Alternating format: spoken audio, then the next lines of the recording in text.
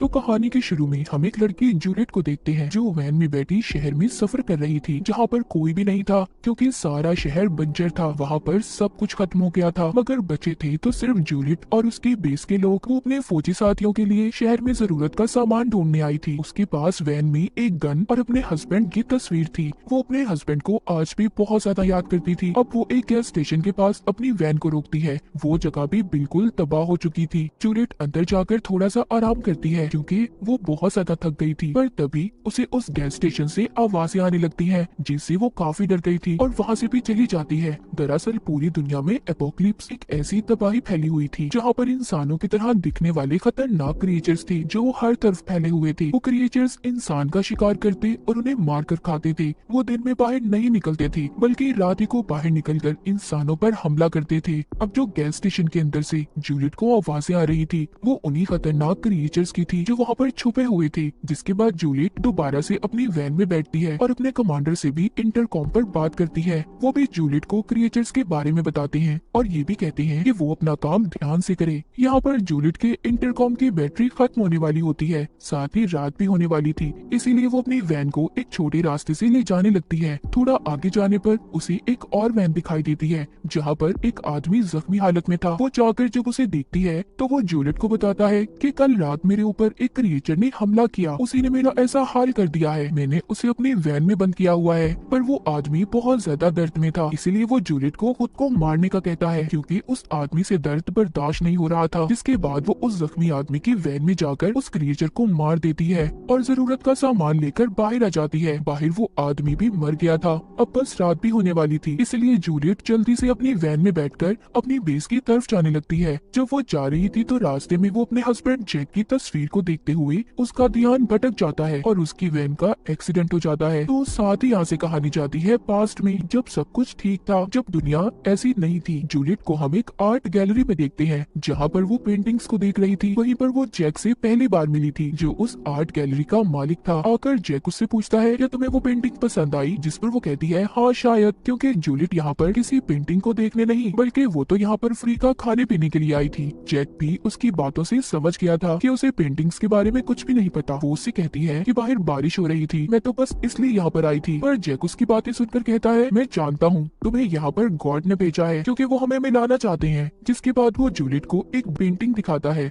जिसमें काफी अजीब शक्ल बनी हुई थी। वो कहता है इसे देखो, ये देखकर तुम्हें ऐसा लग रहा होगा कि ये कितनी बुरी है, पर मेरा कहना ये है इसे गौर से देखो। तुम इसकी ऐसी शक्ल पर मत जाओ बल्कि ये देखो इसे कितने खूबसूरत तरीके से बनाया गया है। यानी कि जैक उसे यहाँ पर इंसान की अंदरूनी खूबसूरती के बारे में समझा रहा था। अब अगले दिन जैक जूलियट से फिर मिलता है और उसे अपने घर ले जाता है। घर देखकर हैरान हो गई थी क्योंकि उसका घर बहुत बड़ा और खूबसूरत था। वो दोनों बैठकर बहुत बातें करते हैं जहाँ पर उन्हें पता चलता है कि उन दोनों के माँ बाप नहीं थे। लेकिन थोड़ी देर बाद जूलियट को कुछ अजीब महसूस होता है और वो जाने लगती है क्योंकि उसे जैक का इतना अच्छा रवैया देखकर उस पर शक हो रहा था, इसीलिए वो उसके घर से चली जाती है। जिसके बाद कुछ दिन बाद का सीन दिखाया जाता है। जैक जूलियट को एक बार में देखता है, उसके साथ एक बूढ़ा आदमी था। जैक को ये देखकर बिल्कुल भी अच्छा नहीं लगता। उसे ये जानकर तो और भी ज्यादा बुरा लगता है कि जूलियट ऐसे बुरे लोगों के साथ वक्त सिर्फ पैसे लेने के लिए गुजारती है, इसीलिए वो अब उसका पीछा करता है। वो उसके घर तक आ गया था पर वो देखता है कि कुछ गुंडे जूलियट को तंग कर रहे थे क्योंकि उसने उनके घर का किराया नहीं दिया था। तो ये सब देखकर जैक उसकी मदद करता है, घर के मालिक को किराया देता है और जूलियट से कहता है कि मैं तुम्हारी मदद कर सकता हूँ अगर तुम चाहो तो। पर वो उसकी कोई बात नहीं सुनती और उल्टा गुस्से में उसे अपने घर से जाने का कहती है। काफी दिन ऐसे ही गुजर जाते हैं। एक दिन जूलियट खुद ही जैक के घर आती है। उसकी हालत बहुत खराब थी, वो बहुत जख्मी थी। ये हालत उसकी उन्हीं गुंडों ने की थी जिनसे पहले जैक ने इसे बचाया था। जैक जब उसकी ऐसी हालत देखता है तो काफी परेशान हो जाता है। फिर वो उसके जख्मों को साफ करता है और उसका काफी ख्याल भी रखता है। जूलियट ये बात नहीं जानती थी कि जैक उससे कितना प्यार करता है, इसीलिए तो वो उसका इतना ख्याल रख रहा था। यहाँ पर हमें जूलियट के बारे में एक और बात पता चलती है कि वो नशा भी किया करती थी। अब जब वो बिल्कुल ठीक हो जाती है तो दोबारा नशा करने के लिए बाहर जा रही थी। जैक उसको रोकता है कि ऐसा मत करो, जिस पर उसे बहुत गुस्सा आता है और घर की चीजों को भी फेंकने लगती है। तभी जैक उसको गले लगाकर शांत करता है। वो उसकी नशे की हालत को छुड़वाना चाहता था।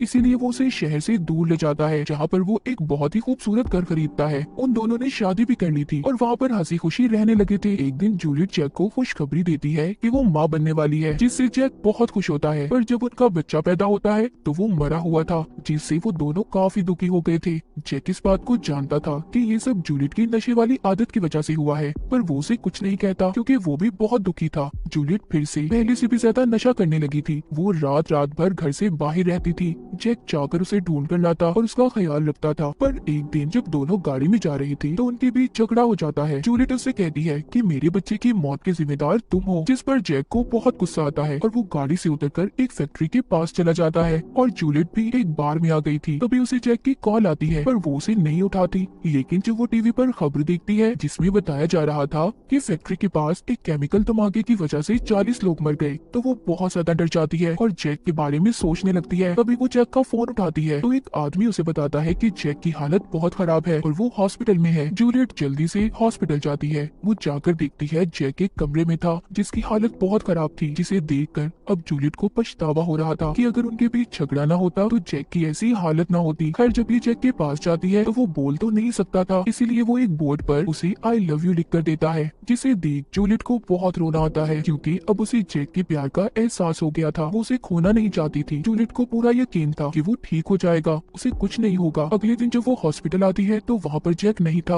उसके पूछने पर हॉस्पिटल वाले बताते हैं कि वो मर गया है और उन्होंने उसकी लाश को जला दिया क्योंकि वो पूरी तरह से इन्फेक्टेड हो गया था।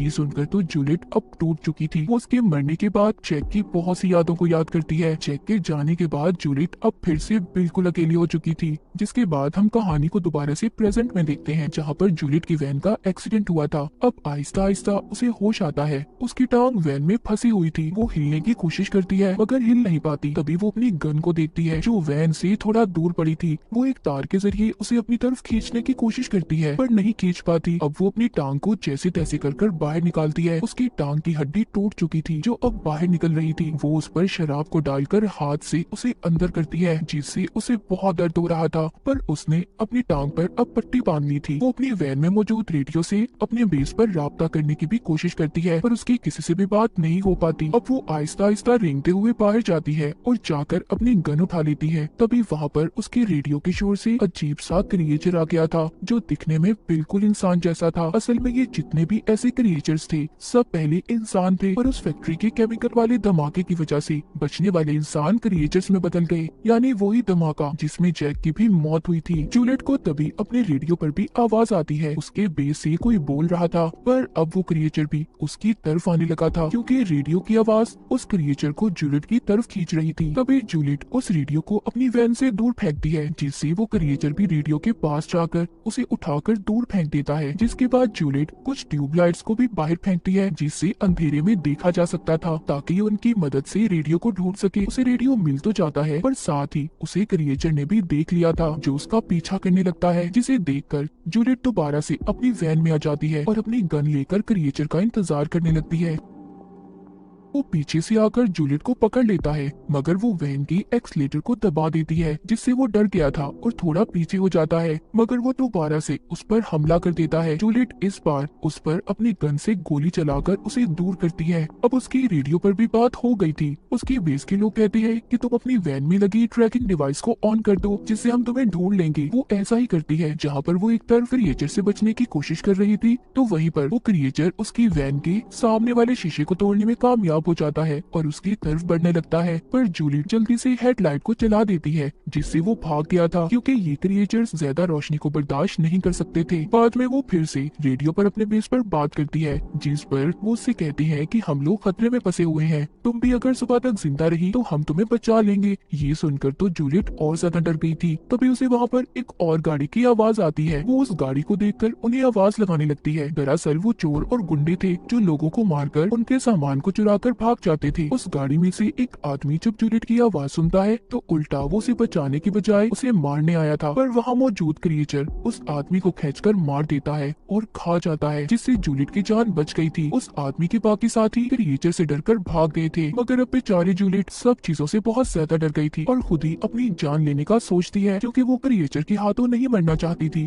अब खैर वो हिम्मत करती है और वैन से बाहर आ जाती है। उसके पास पेट्रोल की कैन और फ्लेयर स्टिक्स थी। वो वैन से कुछ दूरी पर पेट्रोल कैन को रखकर फ्लेयर स्टिक्स में आग लगाती है। रोशनी देखकर क्रिएचर उसकी तरफ आने लगा था, तो उसके पास आते ही वो पेट्रोल कैन को शूट कर देती है, जिससे वहाँ पर बहुत बड़ा धमाका होता है। पर वो क्रिएचर अब भी उस धमाके से नहीं मरता। वो जूलियट को खींचकर उसे दूर फेंकता है, लेकिन इस बार जूलियट ने उस क्रिएचर को गोली मार दी थी, जिससे वो वहीं पर गिर जाता है और जूलियट भी वहीं पर लेट गई थी, क्योंकि वो जख्मी होने के साथ साथ बहुत ज्यादा थक भी गई थी। जब सुबह होती है तो वहाँ पर क्रिएचर को होश आ गया था। वो आहिस्ता आहिस्ता दोबारा जूलियट की तरफ बढ़ रहा था। वो उसे दोबारा से मारने के लिए गन उठाती है, पर इस बार उसकी गन में भी गोलियां खत्म हो गई थी। वो क्रिएचर उसके पास आकर उसे बिल्कुल वैसे ही हाथ लगाता है जैसे जैक उसे छुआ करता था। यहाँ पर हमें और जूलियट को ये बात पता चलती है कि जैक मरा नहीं था, बल्कि वो जिंदा था और क्रिएचर में बदल गया था। पूरा वक्त वो जूलियट के साथ था, जैसे वो उसकी हिफाजत कर रहा था। तभी जूलियट को जैक की वही पेंटिंग वाली बात याद आती है, जिसमें काफी अजीब शक्ल बनी हुई थी, इंसान की अंदरूनी खूबसूरती के बारे में समझा रहा था, जिसका मतलब उसे अब समझ आया था। साथ ही अब वो ये भी मान गई थी कि उन दोनों को किस्मत नहीं मिलाया था।